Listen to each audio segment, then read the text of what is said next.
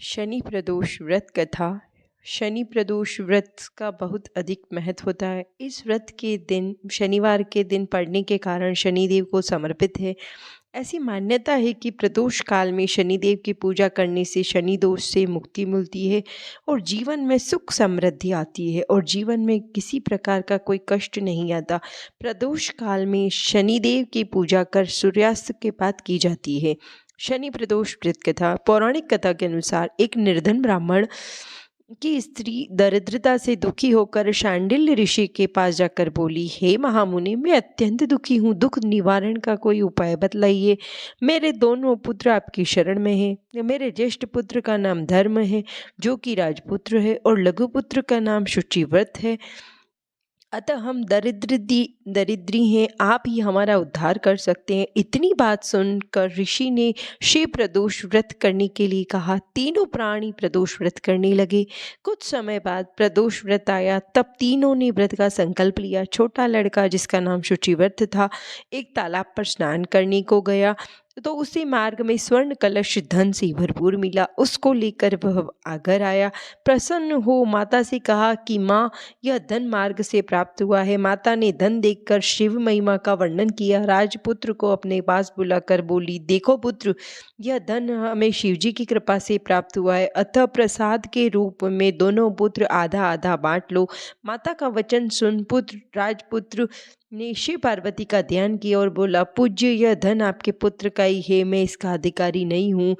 मुझे शंकर भगवान और माता पार्वती जब देंगे तब लूंगा। इतना कहकर वह राजपुत्र शंकर जी की पूजा में लग गया। एक दिन दोनों भाइयों का प्रदेश भ्रमण का विचार हुआ। वहां उन्होंने अनेक गंधर्व कन्याओं को क्रीड़ा करते हुए देखा। उन्हें देख शुचिव्रत ने देखा और कहा कि भैया, अब हमें इससे आगे नहीं जाना है। इतना कहकर शुचिव्रत उसी स्थान पर बैठ गया, परंतु राजपुत्र अकेला ही स्त्रियों के बीच में जा पहुंचा। वहां एक स्त्री अति सुंदरी राजकुमार को देख मोहित हो गई। राजपुत्र के पास पहुंचकर कहने लगी कि हे सखियों, इस वन के समीप ही जो दूसरा वन है, तुम वहां जाकर देखो। भांति भांति के पुष्प खिले हैं, बड़ा सुहावना समय है, उसकी शोभा देख कर आओ। मैं यहाँ बैठी हूँ, मेरे पैर में बहुत पीड़ा है। ये सुनकर सब सखियां दूसरे वन में चली गई। वह अकेली सुंदर राजकुमार की ओर देखती रही। इधर राजकुमार भी कामुक दृष्टि से निहारने लगा। युवती बोली, आप कहाँ रहते हो? वन में कैसे पधारे? किस राजा के पुत्र हैं? क्या नाम है? राजकुमार बोला, मैं विदर्भ नरेश का पुत्र हूँ, आप अपना परिचय दें। युवती बोली, मैं विद्रविक नामक गंधर्व की पुत्री हूँ, मेरा नाम अंशुमति है। मैंने आपकी मनोस्थिति को जान लिया है कि आप मुझ पर मोहित है। विधाता ने हमारा तुम्हारा संयोग मिलाया है। युवती ने मोतियों का हार राजकुमार के गले में डाल दिया। राजकुमार हार स्वीकार करते हुए बोला कि हे भद्रे, मैंने आपको प्रेम उपहार स्वीकार कर लिया है, परंतु मैं निर्धन हूँ। राजकुमार के इन वचनों को सुनकर गंधर्व कन्या बोली कि मैं जैसा कह चुकी हूँ वैसा ही करूँगी, अब आप अपने घर जाएं। इतना कहकर वह गंधर्व कन्या सखियों से जा मिली। घर जाकर राजकुमार ने शुचिव्रत को सारा वृतांत कह सुनाया। जब तीसरा दिन आया, वह राजपुत्र शुचिव्रत को लेकर उसी वन में जा पहुंचा। वही गंधर्व राज अपनी कन्या को लेकर आ पहुंचा। इन दोनों राजकुमारों को देख आसन दे कहा कि मैं कैलाश पर गया हूँ।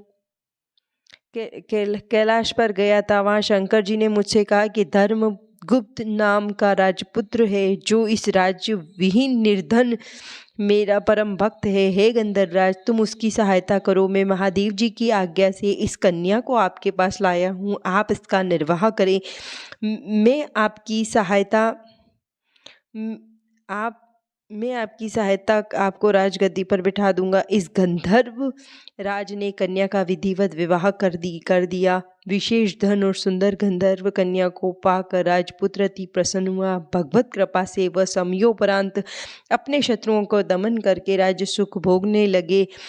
हे भोलेनाथ, जिस प्रकार आपने उस राजकुमार की इच्छा पूर्ण की, वैसे कथा श्रवण करने वाले सबकी इच्छा, सबके मनोरथ पूर्ण करना। बोलो भोलेनाथ की जय।